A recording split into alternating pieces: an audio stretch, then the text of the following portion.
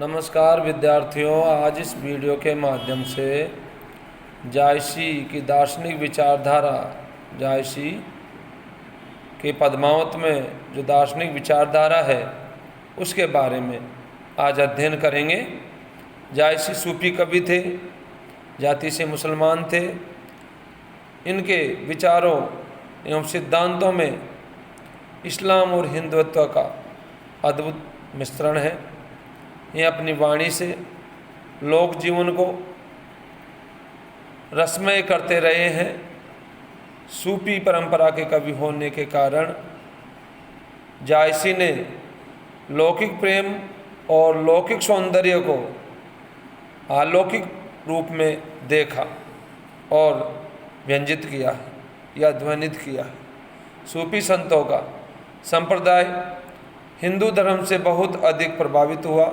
सूफी लोग हिंदुओं के सर्वेश्वरवाद के निकट पहुंच जाते हैं।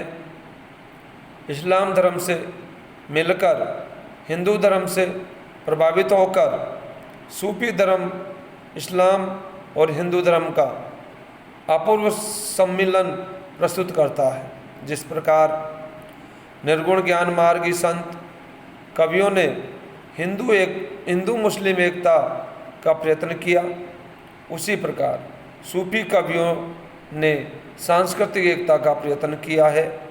उनके अनुसार आत्मा परमात्मा के मिलने में शैतान बाधक है। सच्चा गुरु ही मानव को आत्मा का परमात्मा से मिलन करा सकता है।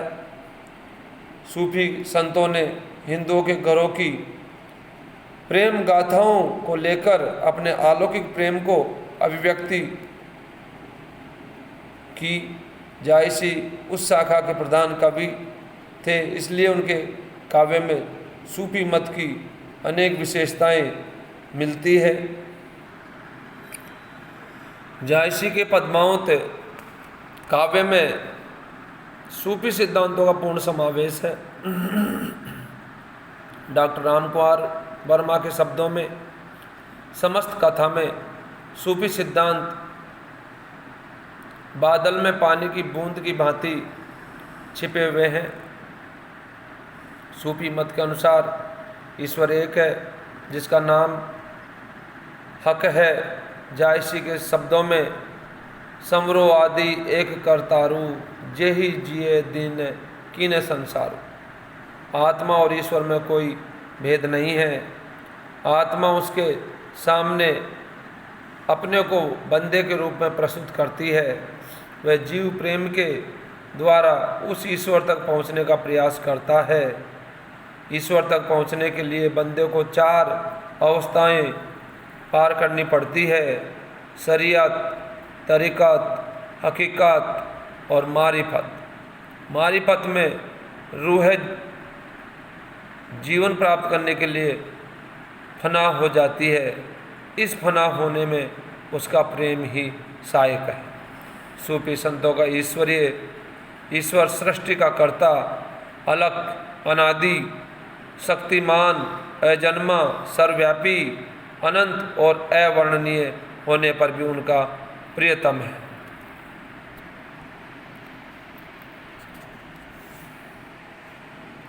कुरान में ब्रह्मा जीव का संबंध स्वामी और सेवक का है। उसमें अल्लाह और मोहम्मद का संबंध स्पष्ट है। अल्लाह सर्वोपरि है तथा मोहम्मद उसका रसूल है। सूफियों ने वेदांतियों की भांति जीव को ब्रह्मा माना है। जीव उसी ईश्वर का प्रतिरूप है। अद्वैतवाद से प्रभावित जायसी में इसी भावना का पल्लवन है, परंतु साधना पक्ष में वह वेदांत के केवलाद्वैत के बहुत निकट है। यद्यपि वेदांत ज्ञानाश्रित है, सूफी कवि जायसी भावाश्रित कवि है। सूफी कवियों की दृष्टि में सृष्टि का उत्पादन कारण रूह है। रूह का अभिप्राय अलौकिक शक्ति जो मानव में अंश रूप में स्थित है। मानव का आत्मा से जो संबंध है वही रूह आत्मा की सृष्टि से है। ईश्वर ने अपनी सत्ता को सर्वप्रथम रूह का रूप दिया, जिससे सृष्टि, फरिश्तों और कल्ब की उत्पत्ति हुई। सृष्टि के सारे उपकरण अल्लाह के अंग प्रत्यंग ही झलक है। सृष्टि में प्रतिबिंबित अल्लाह के सौंदर्य पर सूफी मोहित हो जाता है और तन्मय होकर इस प्रकार हक तक पहुंच जाता है। जायसी के मतानुसार सृष्टि वह दर्पण है जिसमें अल्लाह के आत्मदर्शन की कामना पूर्ण होती है। इस दर्पण में अल्लाह का जो प्रतिबिंब पड़ता है वही इंसान है। शंकर मत के अनुसार आत्मा परमात्मा के मिलन के में माया बाधक रहती है। सूफी बंदे और ईश्वर के सम्मिलन में शैतान को बाधक मानते हैं। शैतान साधक को उसके पथ से विचलित कर देता है। जायसी ने अपने महाकाव्य पद्मावत में राघव चेतन की शैतान के रूप में प्रस्तुत किया है, जो राजा रतन सेन को उसके पथ से विचलित करता है। राघव दूत सोही शैतान, माया अलाउद्दीन सुल्तान। माया के रूप में अलाउद्दीन को स्वीकारा है। इस शैतान से बचने के लिए गुरु पीर की आवश्यकता होती है, इसलिए सूफियों ने पीर का बड़ा सम्मान किया है। जायसी ने हीरामन को गुरु रूप में चित्रित किया है। गुरु सुआ जय पंथ देखावा, बिनु गुरु जगत को निर्गुण पावा। अन्न हल हक, वस्तुतः अल्लाह और इंसान एक ही तत्व के बने हैं। कुछ सूफी कभी कहते हैं कि परम सत्ता में जीव का सर्वथा लोप हो जाता है, कुछ अंशतः मानते हैं। सूफियों की साधना यही है कि साधक अनहल हक में मैं ब्रह्मा हूँ, अहम ब्रह्मास्मि को स्वयं अनुभव करे, अतः उसे साधना की आवश्यकता पड़ती। जो विरह की साधना है, जो अंततः जीव ब्रह्मा के एक कर देगी और वह आत्म साक्षात्कार करके ये अनुभव कर सकेगा कि मैं ब्रह्मा हूँ। उक्त विचारों के अतिरिक्त जायसी का मूल दर्शन ही प्रेम है। वस्तुतः सूफी कवि प्रेम को ही ईश्वर प्राप्ति का साधन मानते हैं। इसी से इनका काव्य प्रेम गाथाओं के रूप में प्राप्त होता है। ये प्रेम निस्वार्थ है। इसी प्रेम के मद में मस्त हो सूफी साधक परमात्मा में लो लगा लेते हैं। उन्हें शरीर आदि बाह्य संसार की बातों का कुछ भी ज्ञान नहीं रहता है। इसी प्रेम का गायन जायसी करते हैं।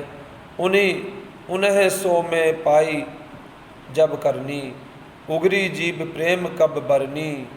प्रेम छाड़ी किछु और न लीना, जो देखो मन बूझी।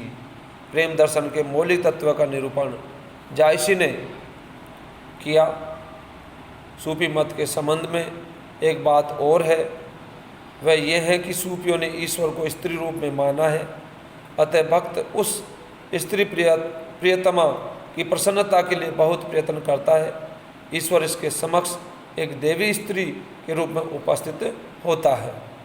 जायसी के दार्शनिक सिद्धांतों के संबंध में निष्कर्ष रूप में यह कहा जा सकता है कि जायसी सूफी दर्शन के ही मूलतः अनुकर्ता थे।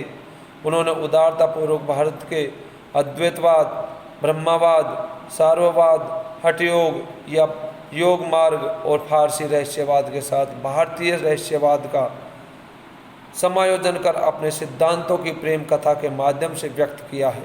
अतः इनके दार्शनिक विचार सूफी मत से संबंध होते हुए भी भारतीय अद्वैतवाद, रहस्य दर्शन और काव्य शास्त्र से प्रभावित है। धन्यवाद।